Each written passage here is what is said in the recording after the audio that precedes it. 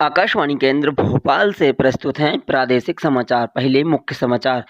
प्रधानमंत्री नरेंद्र मोदी ने कहा, भू-स्थानिक जियो स्पैटिक आंकड़े जुटाने और तैयार करने की प्रक्रिया को उदार बनाने से डिजिटल इंडिया कार्यक्रम को बढ़ावा मिलेगा। सरकार कोविड टीकाकरण के तीसरे चरण में 50 वर्ष से अधिक उम्र के लोगों के लिए अगले महीने से अभियान शुरू करेगी। केंद्र सरकार ने विज्ञान और प्रौद्योगिकी विभाग तथा पृथ्वी विज्ञान मंत्रालय के बजट में 30% की बढ़ोतरी की गई।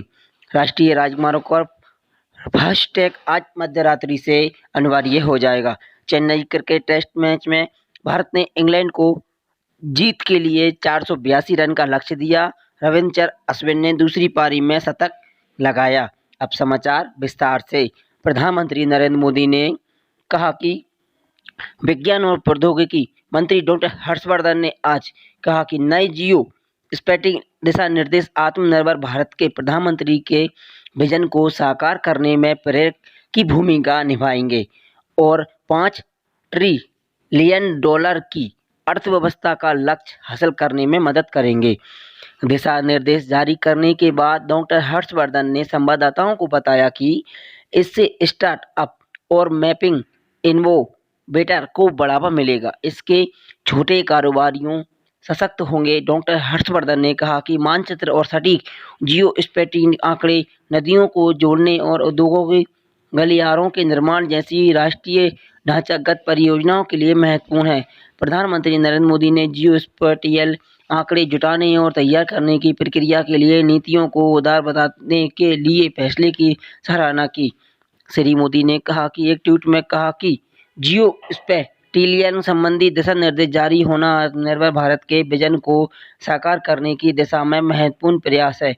प्रधानमंत्री ने कहा कि इस फैसले से डिजिटल इंडिया मिशन को बढ़ावा मिलेगा। श्री मोदी ने कहा कि यह सुधार देश के स्टार्टअप्स, निजी तथा सार्वजनिक क्षेत्र और अनुशासन संसाधनों के लिए नवाचार तथा श्रेष्ठ समाधान उपलब्ध कराने के अवसर खोलेंगे।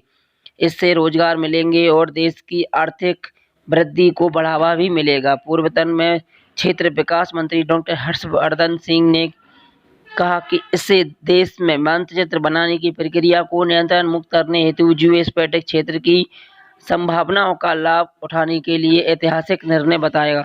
हमारे संवाददाता ने बताया कि अब तक जियो स्पैटिक संबंधी अनेक आंकड़े प्रतिबंध क्षेत्र के इस्तेमाल किए गए जाते हैं, लेकिन अब सुनिश्चित नीति और दिशा निर्देश तैयार होने से समग्र सार्वजनिक रूप से उपलब्ध होंगे। सरकार कोविड-19 टीकाकरण के तीसरे चरण में 50 वर्ष से अधिक उम्र के लोगों को अगले महीने से टीकाकरण लगवाना शुरू करेगी। वर्ष 2021 और 22 के लिए स्वास्थ्य मंत्रालय के बजट के बारे में पत्रकारों से बात करते हुए उन्होंने कहा कि केंद्र सरकार ने 16 जनवरी से स्वास्थ्य कर्मियों को कोविड टीका लगाने का अभियान शुरू किया था, तो 2 फरवरी से कोरोना नियंत्रण के लिए अग्रिम पंक्ति के कार्यकर्ताओं के दूसरे वर्ग को टीका लगने का कार्य शुरू किया गया। उन्होंने बताया कि जिन लोगों को टीके की पहली खुराक दी जा चुकी है, उन्हें इस महीने की 13 तारीख से दूसरी खुराक दी जाएगी। स्वास्थ्य मंत्री ने कहा कि इस समय 18 टीकों का विकास विभिन्न चरणों में है, उन्होंने शीघ्र ही इस्तेमाल में लाना शुरू किया गया है। डॉक्टर हर्षवर्धन ने कहा कि इस बार से इनकार किया कि देश में कोविड टीकाकरण के कारण कई मृत्यु हुई हैं।